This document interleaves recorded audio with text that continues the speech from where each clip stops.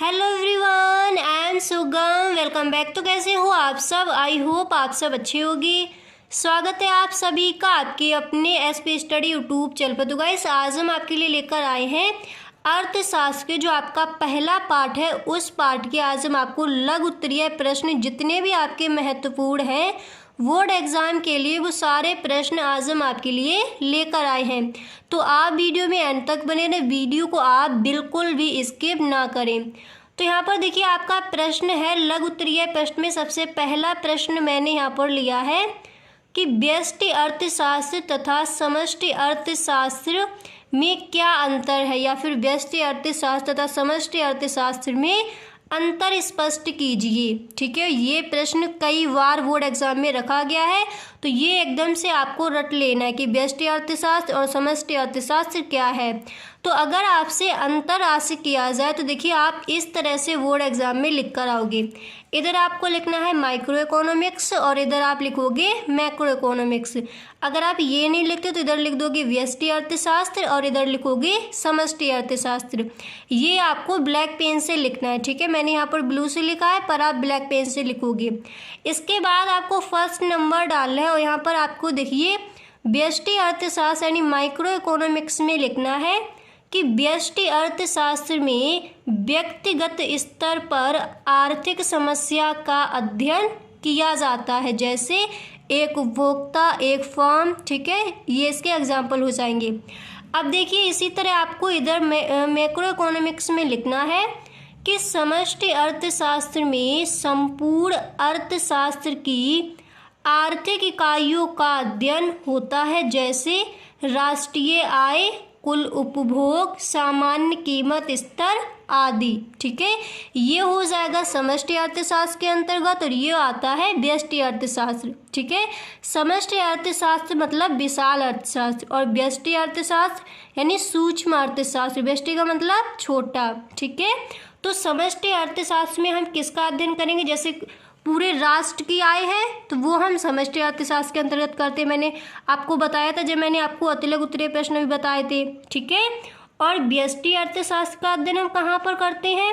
व्यष्टि अर्थशास्त्र में जैसे एक व्यक्ति की आय का अध्ययन है तो वो हम व्यष्टि अर्थशास्त्र में करेंगे। क्लियर हो गया इतना?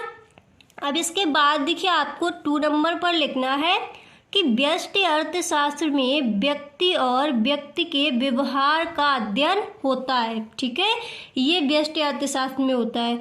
और समष्टि अर्थशास्त्र में समाज और समाज के व्यवहार का अध्ययन होता है। ठीक है, तो इस तरह से आपको लिखना है। इसके बाद देखिए, आप यहाँ पर तीसरा नंबर डालोगे और फिर आप लिखोगे कि व्यष्टि अर्थशास्त्र इस मान्यता पर आधारित है कि सामान्य प्राचल स्थिर रहती है। फिर इसके बाद आपको समष्टि अर्थशास्त्र में लिखना है कि समष्टि अर्थशास्त्र व्यष्टि प्राचलों को स्थिर मान लेता है। ओके, इसके बाद देखिए, आपको चौथा अंदर यहाँ पर लिखना है कि व्यष्टि अर्थशास्त्र को कीमत सिद्धांत के नाम से भी जाना जाता है। ये आपको अच्छे से रट लेना है कि व्यष्टि अर्थशास्त्र को कीमत सिद्धांत के नाम से भी जाना जाता है और समष्टि अर्थशास्त्र को आय एवं रोजगार सिद्धांत द्वारा भी जाना जाता है। तो इस तरह से आप इस प्रश्न का आंसर लिख कर आओगे। यहाँ पर देखिए, मैंने आपको 4 ही बताए हैं। अगर आप 5 लिखना चाहती हो तो आप 5 भी लिख सकती हो। ठीक है, अब इसके बाद देखिए, लघु उत्तरीय प्रश्न में जो आपका नेक्स्ट प्रश्न है वो मैंने यहाँ पर लिया है। आप पेपर उठाकर देखिए, ये प्रश्न भी कई बार पूछा गया है कि आर्थिक समस्या क्या है। ठीक है, अगर आपका ये प्रश्न इस बार के बोर्ड एग्जाम में भी पूछा जाता है तो आप इस तरह से लिखोगे। पहले आपको हेडिंग डालनी है आर्थिक समस्या, ये आप ब्लैक पेन की हेल्प से डाल सकती हो, आर्थिक समस्या। फिर इसमें आप लिखोगे विभिन्न आवश्यकताओं की पूर्ति के लिए सीमित साधनों के प्रयोग से उत्पन्न चयन की समस्या को आर्थिक समस्या कहते हैं। इतना लिखने के बाद फिर देखिए, आपको क्या करना है? फिर इस तरह से आपको लिखना है कि एरिक रोल के अनुसार, ये आपके अर्थशास्त्री है तो आपको बताना है कि एरिक रोल ने जो आपकी आर्थिक समस्या है इसकी परिभाषा किस तरह से दी है।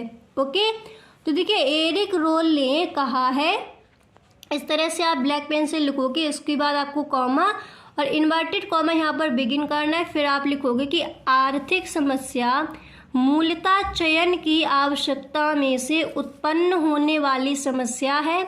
यह वह चयन है जिसमें वैकल्पिक उपयोगों वाले सीमित संसाधनों का प्रयोग किया जाता है। यह संसाधनों के मितव्ययी उपयोग की समस्या है। देखिए आर्थिक समस्या क्या है, आप दोबारा से समझिए, इसको एक बार पढ़िए कि विभिन्न आवश्यकताओं की पूर्ति करने के लिए, यानी मानव की जो आवश्यकताएं हैं उनकी पूर्ति करने के लिए, आवश्यकताओं को पूरा करने के लिए साधनों के प्रयोग से उत्पन्न यानी जो हमारी आवश्यकताएं हैं उनको पूरा करने के लिए सीमित साधनों के प्रयोग से जब चयन किया जाता है, जैसे हम चुनते हैं, ऐसे मान लीजिए कि आपके पास देखिए आवश्यकताएं जो हैं वो असीमित हैं और जो साधन है वो आपके पास सीमित हैं। तो फिर असीमित आवश्यकताओं में सीमित साधनों के द्वारा जब आप चयन करते हो, चीज़ों का चुनाव करते हो, तो उसमें जो आपको समस्या उत्पन्न होती है वही आपकी हो जाती है आर्थिक समस्या। क्लियर हो गया आप? अब इसके बाद देखिए आपको यहाँ पर एरिक रोल आप लिख चुके हो, ठीक है। अब देखिए आपके जो दूसरे अर्थशास्त्री हैं वो है लेफ्टविक के अनुसार। तो इनके अनुसार यानी इन्होंने आर्थिक समस्या की परिभाषा किस तरह से दी है, अब वो आपको यहाँ पर समझाना है। तो उसी तरह से आपको कॉमा इन्वर्टेड कॉमा बिगिन करना है। फिर आप लिखोगे कि आर्थिक समस्या का संबंध वैकल्पिक मानवीय आवश्यकताओं में सीमित साधनों का प्रयोग करने और इन साधनों का इस दृष्टि से उपयोग करने से है कि आवश्यकताओं की अधिकतम संभव संतुष्टि हो सके। ओके, तो लेफ्टविक ने जो आपकी आर्थिक समस्या है इसकी परिभाषा को इस तरह से बताया है। ओके, इतना क्लियर हो गया। अब देखिए जो आपका अगला प्रश्न है वो मैंने यहाँ पर लिया है कि अवसर लागत किसे कहते हैं। ठीक है, अवसर लागत किसे कहती है। तो ये देखिए कभी पूछा भी जाता है बोर्ड एग्जाम में, ज़्यादा तो नहीं पूछा जाता, पर मुझे ऐसा लगता है इस बार के बोर्ड एग्जाम में आपका ये प्रश्न रखा जा सकता है कि अवसर लागत किसे कहती है। ठीक है, तो इसको भी आप देख लीजिए एक बार। तो देखिए इस तरह से अगर ये आपका प्रश्न आता है तो आप इस तरह से हेडिंग डालोगे अवसर लागत, फिर इसमें आप लिखोगे कि अवसर लागत की धारणा इस तथ्य पर आधारित है कि उत्पत्ति के साधन सीमित किंतु अनेक प्रयोग वाले हैं। चूँकि प्रत्येक साधन सीमित है इसलिए उसको सभी प्रयोगों में पूर्ण रूप से प्रयुक्त नहीं किया जा सकता। ठीक है, फिर देखिए इसके आगे आपको लिखना है कि समाज की दृष्टि से साधन को एक उद्देश्य के लिए प्रयोग करने का अर्थ है कि उनको अन्य उद्देश्य में प्रयोग में लेने के अवसर का त्याग करना पड़ेगा। किसी एक वस्तु के उत्पादन की अवसर लागत वस्तु की बेमात्राएं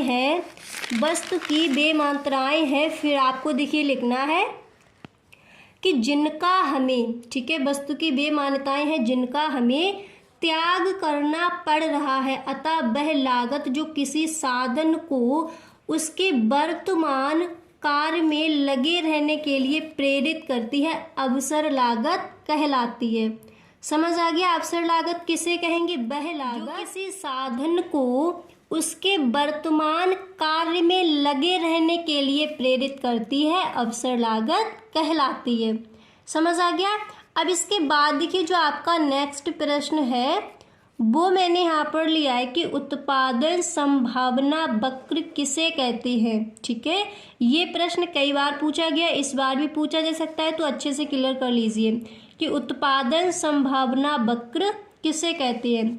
तो पहले आप इस तरह से हेडिंग डालोगे उत्पादन संभावना वक्र, और फिर आप इसमें लिखोगे कि उत्पादन संभावना वक्र दो वस्तुओं x तथा y के उन सभी संयोगों को बताता है जिनका उत्पादन अर्थव्यवस्था के संसाधनों का पूर्ण रूप से उपयोग करने पर किया जाता है। फिर इसके बाद आप लिखोगे जबकि साधनों की मात्रा स्थिर है, उनका पूर्ण उपयोग हो रहा है और उत्पादन तकनीक दी हुई है। इस तरह से आपको उत्पादन संभावना वक्र किसे कहते हैं, तो इसका आंसर आप इस तरह से दोगे। ओके, तो गैस आई होप आपको वीडियो अच्छा लगा होगा। गैस अगर आपको वीडियो पसंद आया है तो इस वीडियो को एक लाइक ज़रूर कर दे। अगर आपको वीडियो अच्छा नहीं लगा है तो इस वीडियो को आप डिसलाइक करके भी जा सकते हो। तो गाइस आज मैंने आपको बताया है जो आपका चैप्टर है, फर्स्ट चैप्टर के मैंने आपको जो आपके लघु उत्तरीय प्रश्न है, महत्वपूर्ण लघु उत्तरीय प्रश्न है, वो मैंने आपको बताए। नेक्स्ट वीडियो में हम आपको बताएंगे जो आपके विस्तृत उत्तरीय प्रश्न है वो कौन कौन से इस बार के बोर्ड एग्जाम में आ सकते हैं, वो सारे प्रश्न आपको कवर करा देंगे। ठीक है, तो गाइस अगर आप चैनल पर पहली बार आए हो तो चैनल को सब्सक्राइब कर ले, बेल आइकन को भी प्रेस कर देना ताकि वीडियो की जो भी नोटिफिकेशन हो सबसे पहले आपके पास पहुंचे। Okay, thank you.